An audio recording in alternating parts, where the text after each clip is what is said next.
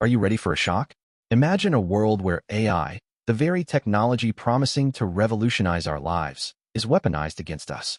A global cybercrime network, fueled by readily available AI tools, has been exposed, and the implications are terrifying. But what if I told you this is just the tip of the iceberg? Microsoft just took down a major player, but the fight has just begun. They disrupted a global network that was abusing generative AI. This isn't just about some rogue hackers. This is about the future of AI and who controls it. Stick with me, because we're about to unpack the details of this operation, the technology they exploited, and what it means for your security. Microsoft has filed an amended complaint as part of recent civil litigation, specifically naming the primary developers of malicious tools. These tools were ingeniously crafted to bypass the safeguards that are built into generative AI services, including Microsoft's own Azure OpenAI service. This isn't just a slap on the wrist. Microsoft is pursuing legal action against these identified defendants to bring their conduct to a halt, dismantle their entire illicit operation, and, crucially, deter others who might be thinking about weaponizing AI technology. This is a proactive strike, a clear message that Microsoft is taking this threat incredibly seriously. The message, we're coming after you. Let's put some names to the faces, or rather, the aliases. The individuals named in the complaint are Arian Yetagarnia, known as Fizz, operating from Iran; Alan Krisiak, aka Drago, from the United Kingdom; Ricky Yuan, going by Sijat, based in Hong Kong, China; and Fat Fung Tan, known as Asakuri, residing in Vietnam. These individuals are at the core of a global cybercrime network that Microsoft has been tracking and labeling as Storm 2139. They are the key players in a complex and dangerous game, and their actions have far-reaching consequences.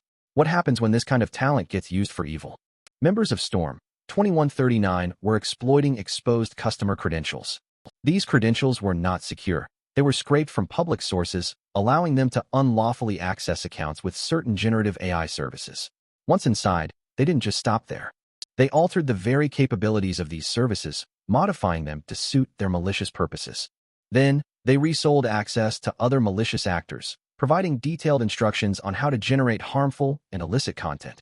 This included the creation of non-consensual intimate images of celebrities and other sexually explicit content.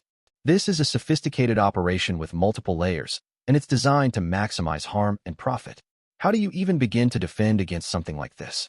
This activity wasn't just a simple oversight. It was a deliberate and calculated effort to bypass the safeguards that Microsoft has put in place. The terms of use for generative AI services strictly prohibit this type of activity, and it required a significant amount of effort to circumvent those protections.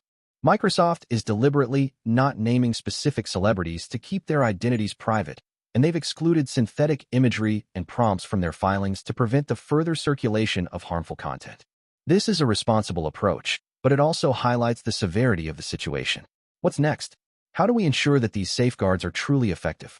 Storm 2139 is organized into three main categories: creators, providers, and users. The creators are the ones who developed the illicit tools that enabled the abuse of AI-generated services. The providers then modified and supplied these tools to end users, often with varying tiers of service and payment. Finally, the users used these tools to generate violating synthetic content, often centered around celebrities and sexual imagery. This is a well-defined structure that allows the network to operate efficiently and effectively. It's a supply chain of cybercrime, and it's incredibly difficult to disrupt. Who's really pulling the strings here?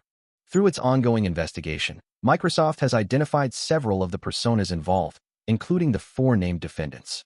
While they've also identified 2 actors located in the United States, specifically in Illinois and Florida, those identities remain undisclosed to avoid interfering with potential criminal investigations. Microsoft is actively preparing criminal referrals to United States and foreign law enforcement representatives. This is a coordinated effort to bring these individuals to justice, and it's happening on multiple fronts. Are we finally seeing a real crackdown on AI-related cybercrime? As part of the initial filing, the court issued a temporary restraining order and preliminary injunction, enabling Microsoft to seize a website that was instrumental to the criminal operation. This effectively disrupted the group's ability to operationalize their services. The seizure of this website and subsequent unsealing of the legal filings in January generated an immediate reaction from actors, in some cases causing group members to turn on and point fingers at one another. This is a classic sign of a successful disruption. When criminals start turning on each other, you know you're hitting them where it hurts. What does this mean for the future of these networks? In these channels, certain members even doxed Microsoft's Council of Record, posting their names, photos, and other personal information online. Doxing can result in real-world harm, ranging from identity theft to harassment. As a result, Microsoft's counsel received a variety of emails, including several from suspected members of Storm 2139 attempting to cast blame on other members of the operation. This is a desperate attempt to deflect attention and avoid consequences. It's a reminder that these are not just faceless hackers. They are individuals who are willing to go to great lengths to protect themselves. How far will they go? Microsoft is committed to protecting users by embedding robust AI guardrails and safeguarding their services from illegal and harmful content. They've committed to continuing to innovate on new ways to keep users safe by outlining a comprehensive approach to combat abusive AI-generated content. They've also published a white paper with recommendations for U.S. policymakers on modernizing criminal law to equip law enforcement with the tools necessary to bring bad actors to justice. This is a multifaceted approach that addresses the problem from multiple angles. Is it enough? Only time will tell. Microsoft understands that no disruption is complete in one day. Going after malicious actors requires persistence and ongoing vigilance. By unmasking these individuals and shining a light on their malicious activities, Microsoft aims to set a precedent in the fight against AI technology misuse. This is a long-term battle, and it requires constant vigilance and adaptation. It's a game of cat and mouse, and the stakes are incredibly high. What can we do to help? Microsoft has identified individuals from Iran, China, Vietnam, and the United Kingdom as primary players in an alleged international scheme to hijack and sell Microsoft accounts. These accounts could bypass safety guidelines for generative AI tools. This is a hacking-as-a-service operation that used stolen Microsoft API keys to sell access to accounts with Azure OpenAI to parties overseas. Those accounts were then used to generate harmful content, including thousands of images that violate Microsoft and OpenAI safety guidelines. This is a sophisticated and organized criminal enterprise. How do we stop them from scaling up? The initial court action appears to have spurred some panic within the group. Microsoft shared screenshots of chat forums where members speculated on the identities of others named in the lawsuit.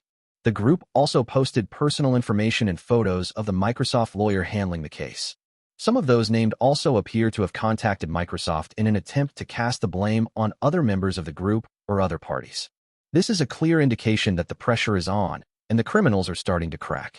What will they do next? According to the company's original complaint, the individuals exploited exposed customer credentials scraped from public sources to unlawfully access accounts with certain generative AI services. They then altered the capabilities of these services and resold access to other malicious actors, providing detailed instructions on how to generate harmful and illicit content, including non-consensual intimate images of celebrities and other sexually explicit content. This is a clear violation of the law and a blatant disregard for human decency. How do we protect ourselves from these types of attacks? As companies like Microsoft and OpenAI develop and sell generative AI tools, governments and civil society groups have pressured them to develop technical protections. These protections should make it harder to misuse or abuse their models to create deep fakes, spread disinformation, or disclose potentially harmful information, like how to make a bomb or craft malware. This is a critical step in ensuring that AI is used for good, not evil. Are these measures strong enough? What more can be done?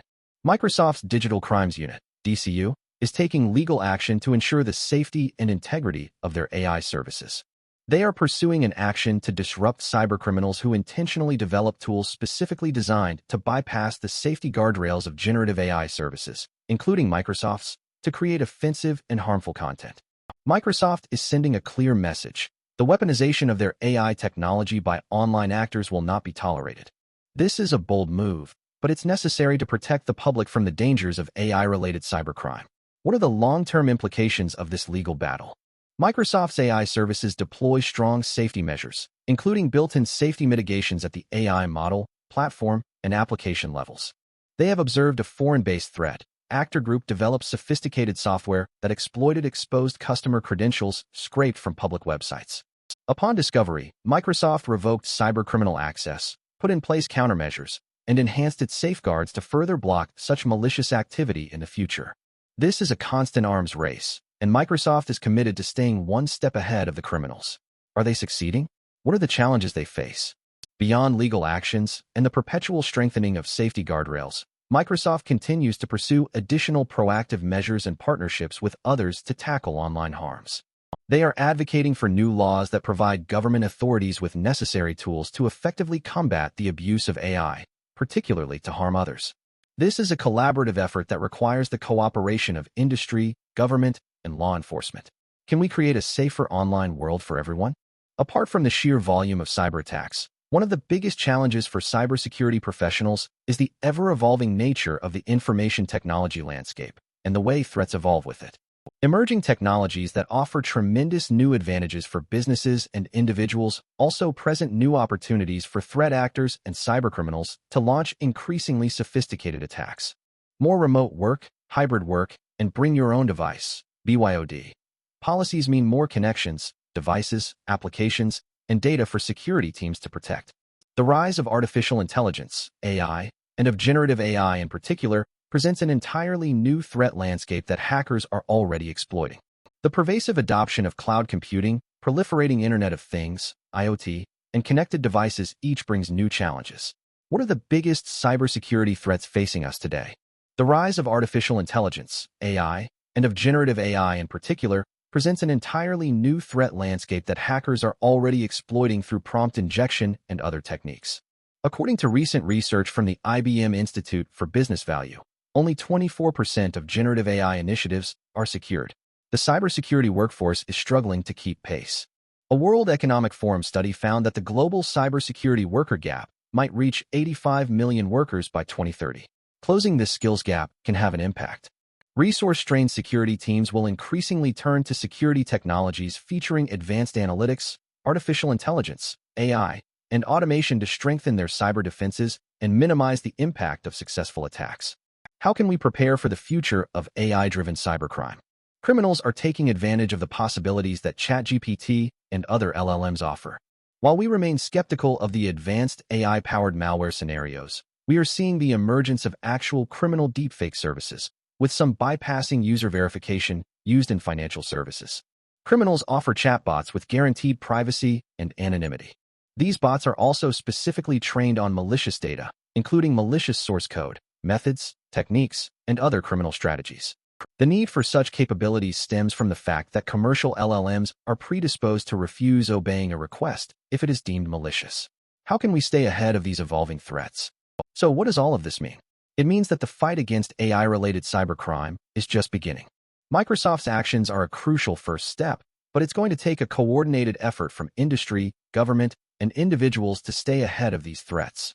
The stakes are incredibly high, and the future of AI depends on our ability to protect it from those who would use it for evil. What do you think? Are we winning the fight?